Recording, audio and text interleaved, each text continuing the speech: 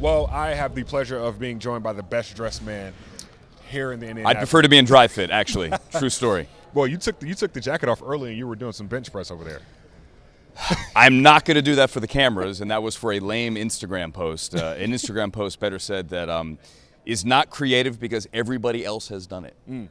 Well, what a lot of teams have not done is hire a GM with the New York Times or a trade background. And with the Minnesota Vikings, Kwesi Adolfo-Mensah, his press conference was yesterday. And now knowing what the Vikings are trying to do, what were some of your takeaways? First of all, he did mention his friends on Wall Street, which on our desk, look at that name dropping, Wall Street right there. What stood out to me, number one, was his commitment to Kirk Cousins, it seemed. And they still have to figure out whether they can lower that cap number. When and if they do lower that cap number, how many more years are they then committing? But just the idea, whether it was Kwesi speaking of how accurate Cousins is and how when you put him in great situations, he succeeds more often than not. He didn't pound the table for him, but it seemed to be pretty adamant, or he seemed to be pretty adamant that Kirk's going to be their guy. So that is one thing. The other thing would be Danielle Hunter. Seemed pretty bullish on Danielle Hunter, but clearly there's an $18 million number, if I recall correctly here, that they have to figure out as well, have to figure out how healthy he is as well. And then there are clearly some questions about how you make all those salaries work and what the defense is going to look like. Yeah, defense, a lot of discrepancies last year. And like you said, you got to figure out that side of the ball, address that, and then try to get under the cap before March 16th. Understanding that this year has been so different than years past as far as the combine, the draft, everything offseason. This is your 10th. You've been covering this combine for over a decade. What has changed now this year versus when you first started doing it? Well, first and foremost, it's good to be back in it. Absolutely. In person. 2 years ago, for those who don't remember the combine, we were here and COVID was starting, and everyone was, do we go on the road next week or not? And I think everyone left Indy thinking they had COVID just because no one sleeps when they're here for a week. And then last year was canceled. This might be the last year here.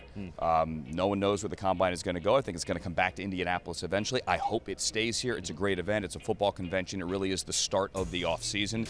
But like with the Vikings, with the other 31 teams, there are so many decisions that if they haven't been made, you're kind of starting that process here. You're meeting with agents, GMs are. You're trying to renegotiate contracts. You're trying to figure out, can I cut the guy? Can I keep the guy? What am I going to do? And then I think, for fans looking at mock drafts saying, well, what are we going to do at 12?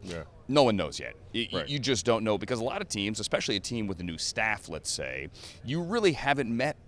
I mean, there are some teams maybe that teams that work differently that have had their board set for days, for weeks. They've had their meetings all year. There are some teams where this is the start of the draft process. Yes, the scouts are on the road. Yes, they're filing reports. Yes, they're in a file. But in terms of getting everyone together and sitting down and saying, who do you like? Who do you like?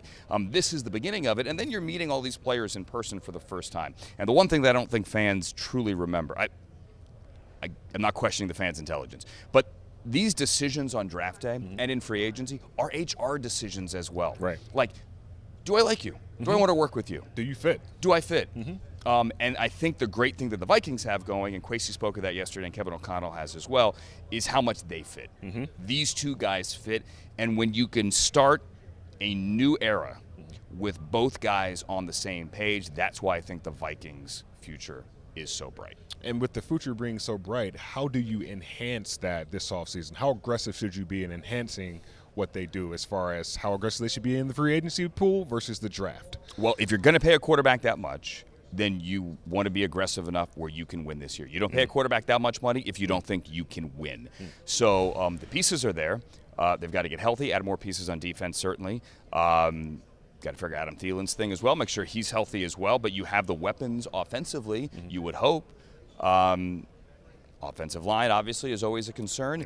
Aaron Rodgers is still in the division, though. For now, is it March 2nd today? He is still very much in the division. We're 2 weeks away from the start of the new league year and getting some kind of answer on that.